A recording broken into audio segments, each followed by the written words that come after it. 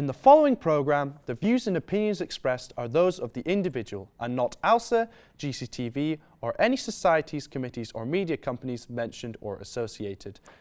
Hello and welcome to another episode of GCTV InDepth. I'm your host, Thomas Danielian, and with me today are Cameron Hill, Station Manager of Aberdeen Student Radio, and Richard Wood, Head Editor of The Gaudi. So, let's just get started. Let's fire straight into it. The migrant crisis. What can be done? What can be done, Richard? Well, start with a serious one. Well, I think in this debate, language is important. I would rather say the refugee crisis, I think, first of all. It's a horrible thing that's happening. We've got thousands of people coming from Syria, coming here. We need to not stigmatise refugees. And we need to be positive about it. We can't be negative because that gives ground to those on the far right. We need to be optimistic about it and let them in. I mean, it's 20,000 refugees that Britain's due to take within the next 5 years, which is a ridiculously low figure. Is it 2,000? I'm pretty sure it's 20,000 in the next. Either way, years. it's a lot less than the likes of right, Germany and yeah. even France has agreed to take some, even after the Paris attacks. I mean, Britain needs to be a lot more positive towards this. Cameron, what are your views on this? We need to take a level of responsibility for this. I mean, at the end of the day, there are various factors as to why this situation has occurred, but one of the main ones has been the fact that Western forces have flattened our country, and therefore it doesn't make sense to then turn around and just ignore them in their time of need. And also, and this is something that I think it was Nicola Sturgeon said it in the run-up to the general election, and it was with regards to migrants rather than refugees, but it counts both ways. She said rather than look at this as a problem, she says it's an opportunity. You've got hundreds or thousands of people coming over who are coming over with the sole purpose of making a better life for themselves, who are going to work hard, who are going to contribute to the country culturally, economically. So let's look at it as an advantage that people want to come to this country. And what you're saying about the sort of the dialect around it and the way people talk about it, it's concerning that newspapers like The Sun, the Daily Mail, referring to refugees as rats is becoming so commonplace, because actually that is what's going to inform a lot of people's views, and that's why, for example, in the right, since the Paris attacks, there's been far more attacks on Muslims in the past week than there had been previously. So we need to watch that we don't turn into a small-minded, isolationist sort of state. Absolutely. So you guys are both saying we should open our borders up more, continue to let people in, despite what happened in Paris. But would you say, should there be an upper limit to how many people we let in? And if so, what would you say that limit would be, Cameron? Well, there will need to be a limit of sorts. I mean, you can't say, right, we'll take in 10 million people or anything stupid, you know. I don't know what the limit would be. I mean, certainly, was it 140 came over last week with the first one? So it was 140, 142, something like that. That's not. I mean, people are saying they're going to come and take our jobs and take over our culture. 140 people isn't going to do much, you know. And actually, these are people who have literally crossed on, you know, ropey lifeboats in order to make it across the Mediterranean. They're here to survive. It's a case of life or death. And actually, the main thing that needs to be taken into account when dealing with the refugee crisis is a bit of humanity and the moral argument around it, which hasn't been won yet, and which should be won by politicians at Westminster, especially in the likes of SNP, Labour, you know. So, but I don't know about a limit. So you wouldn't be able to guess, would you, what you think? There's so many. I would have no idea. There's too many factors. Economic factors, health, of course. Rich, what are your thoughts? Definitely, I completely agree with Cameron on this one. I mean, of course, like there would be a limit, but it's going to be so much higher than you'd think. Just take me a minute. I mean, we shouldn't impose some arbitrary limit. I mean, you need to do so many studies into seeing how much you could take realistically. And there's always different studies that have got political bias, which say how many you can take. There's studies now which say we should take more than we already do.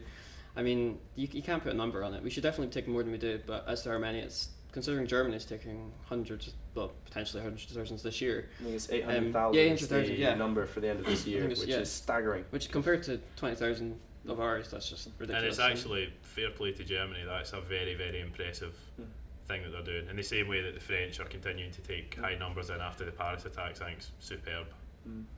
Absolutely. Well, so do you feel that this problem then is creating a massive divide in Europe and the EU? Do you think this is potentially ripping the EU apart, this problem with everyone disagreeing, across the board? Do you think this is a serious problem, Richard?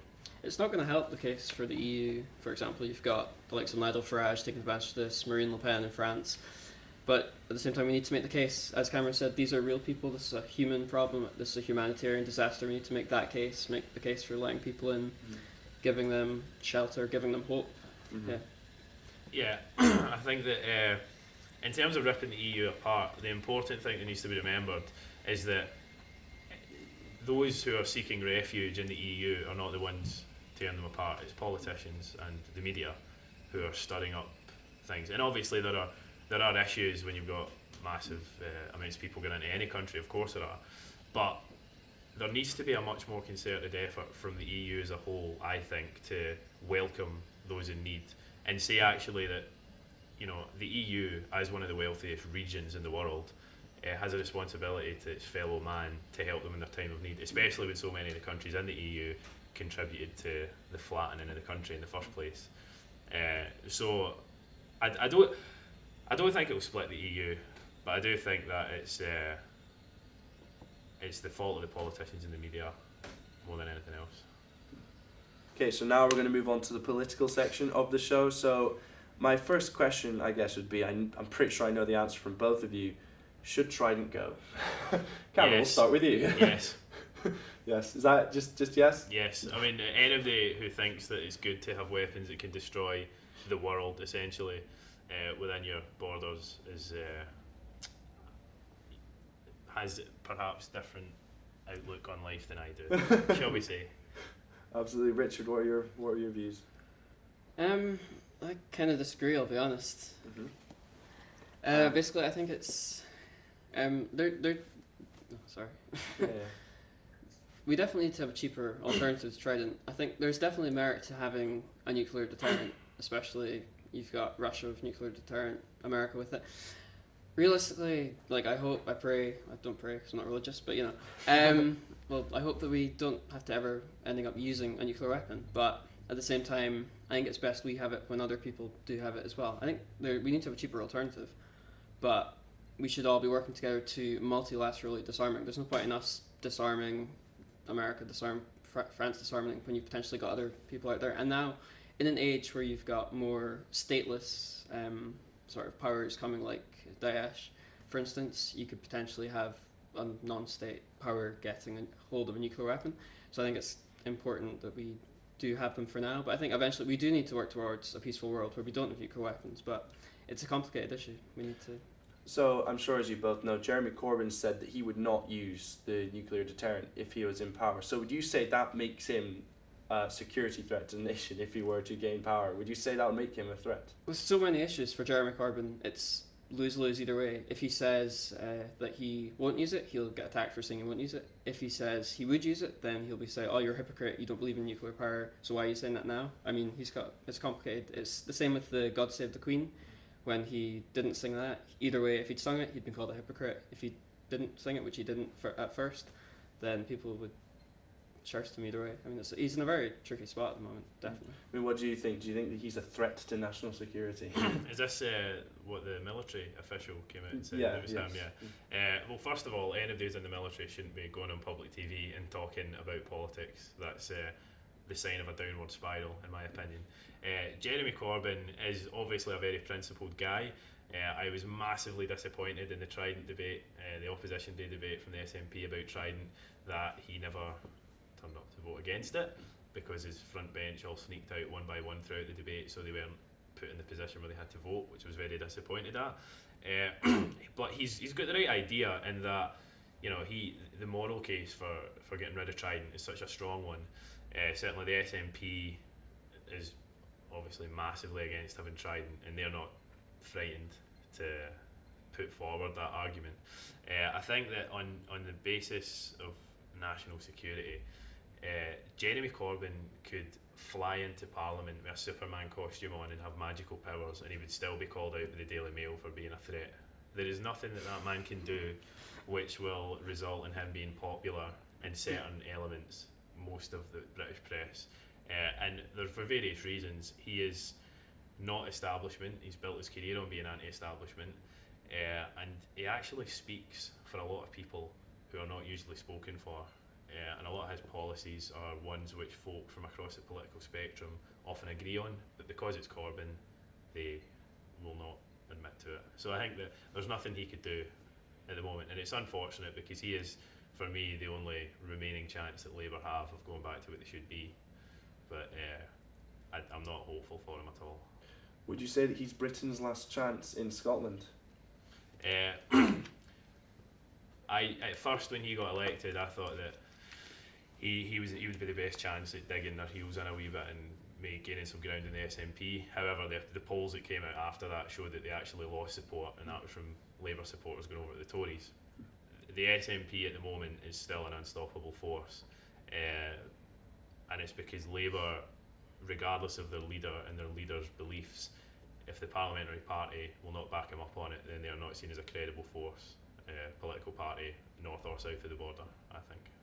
So we touched on there about his front bench sneaking out one by one, and also the Sun, etc., attacking him, so to speak. Would you say, with all this coupled together with, with a party that seems to disagree with him, would you say, Richard, that Corbyn might be unelectable? Do you think he is genuinely electable in any way?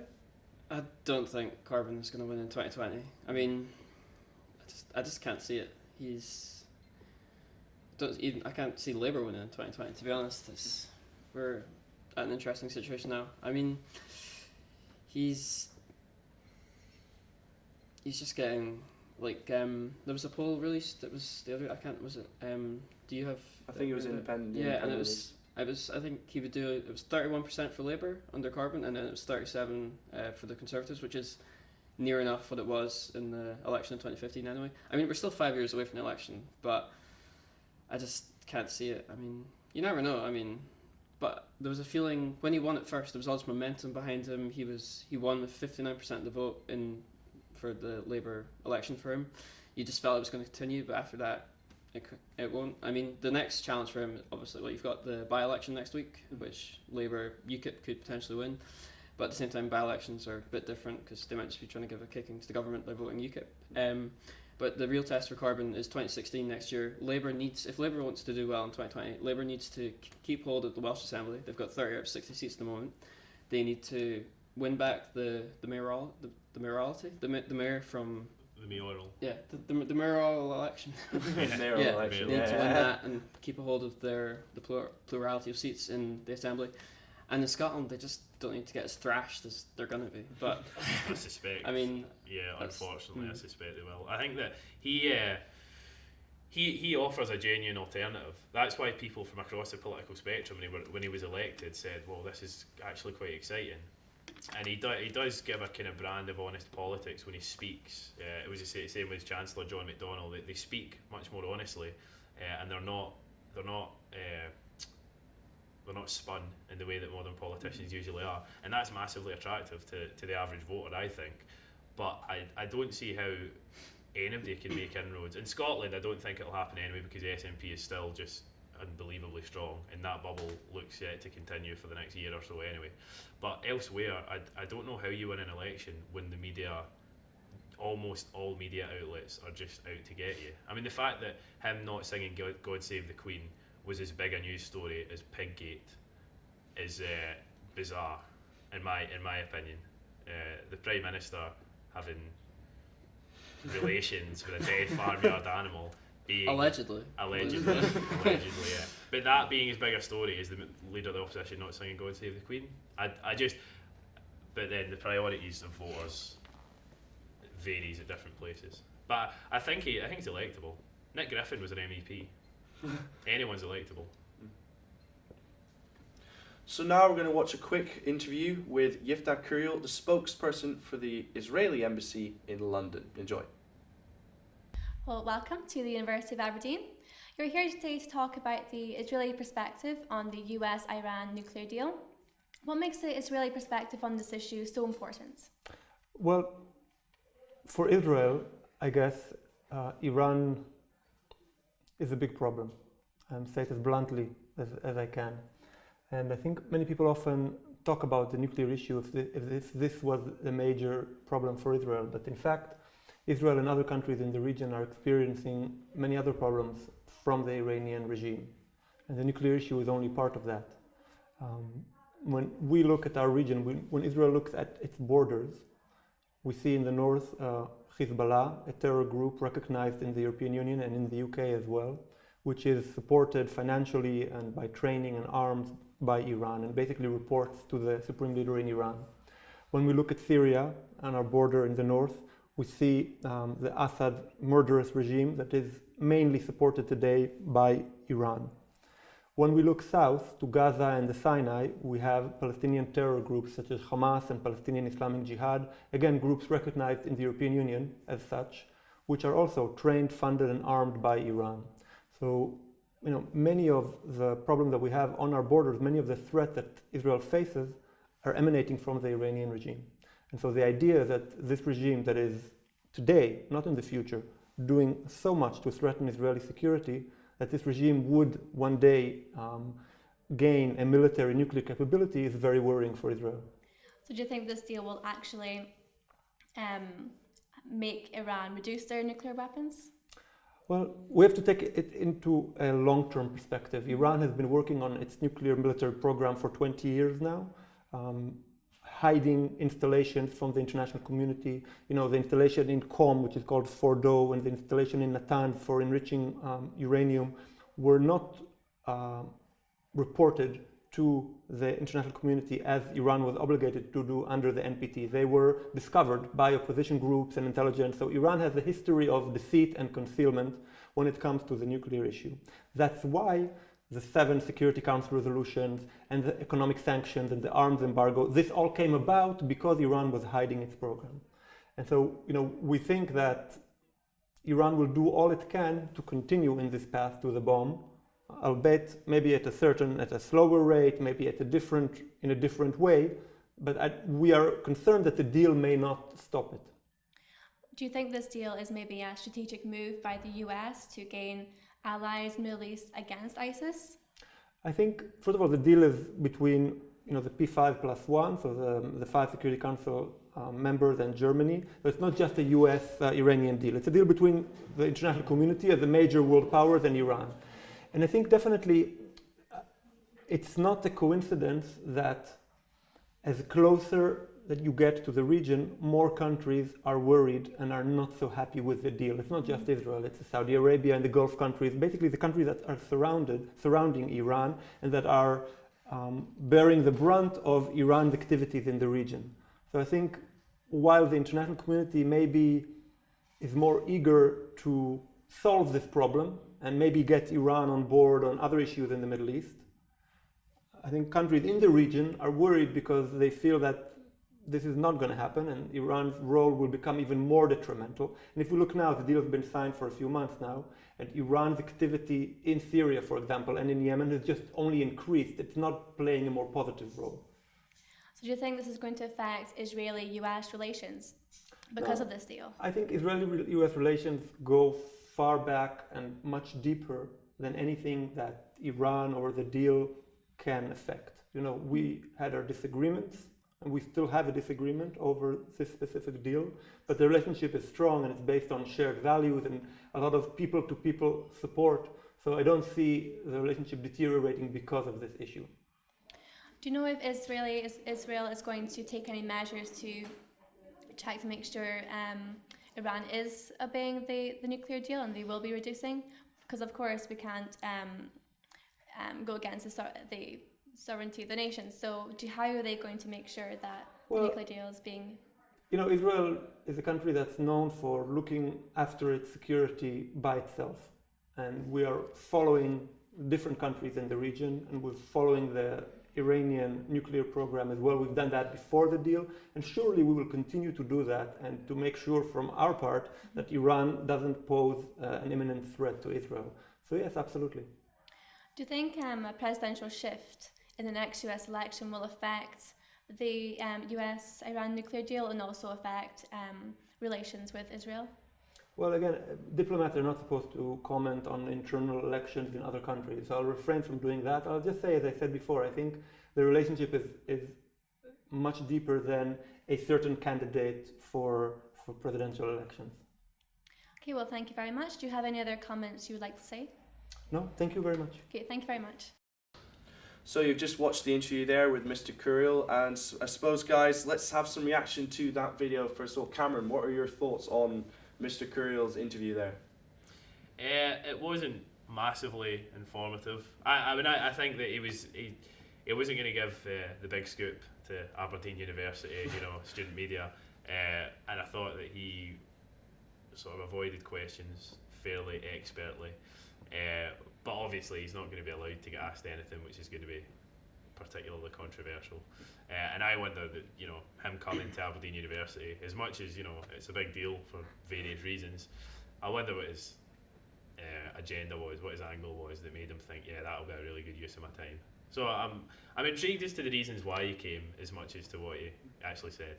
You touched on the questions there. I'd just like to point out at this moment in time that those were pre-agreed questions that we had with Mr. Curiel, which he was supposed to answer all of. So Richard, what were your views on Mr. Curiel's interview? Yeah, basically agree with Cameron. It wasn't, like as Cameron said, he didn't give anything away that we wouldn't already know. I mean, he wouldn't have, that would have been a great scoop for Gardaí and the rest of student media here at Aberdeen, but it was alright, it was interesting, but it wasn't changing anything. So obviously he was here to discuss the Iranian nuclear deal. So I suppose, what are your opinions on the actual deal itself, Cameron? What do you think about the actual deal? Is it a good thing? Is it a bad thing? Anything which is going to deter nuclear weaponry in any way has got to be a good thing. It's not the sort of situation-changing amazement that people have claimed it as, although it was a superb piece of diplomacy from Obama and John Kerry, and it's actually maybe the foreign policy legacy that they needed going out of office. I think that's really important for them, and I think they did well. However, it's not. Yeah, I mean, there's a certain inevitability around the fact that although they have reduced the amount that they're enriching their uranium by about 90%, the fact that they still are doing it implies a level of inevitability about the fact that they will have nuclear weaponry at some point, you would assume, and people will just need to accept it because of this deal. So a good thing, but overall not a massive thing. Oh, Rich, what would you have to say on the matter? Yeah, I'm optimistic about the deal. It's down to 3.8% of uranium they're meant to be having within 3.8, 3.7, something about that, yeah. So it's good in that sense, and there's going to be stricter regulations on them and more oversight. I don't know how, that's just words, don't know how that'll work in practice, but it's definitely good for the region, I suppose. As Cameron said, though, there's still an inevitability that they will probably have nuclear armament at some point, not to use, but as a deterrent like we have. So do you say this now backs the case to stick with Trident if a country that we maybe can't trust as much as the others, I mean, if we can even trust the others with nuclear weapons, would you say that this now backs the argument for Trident stronger still?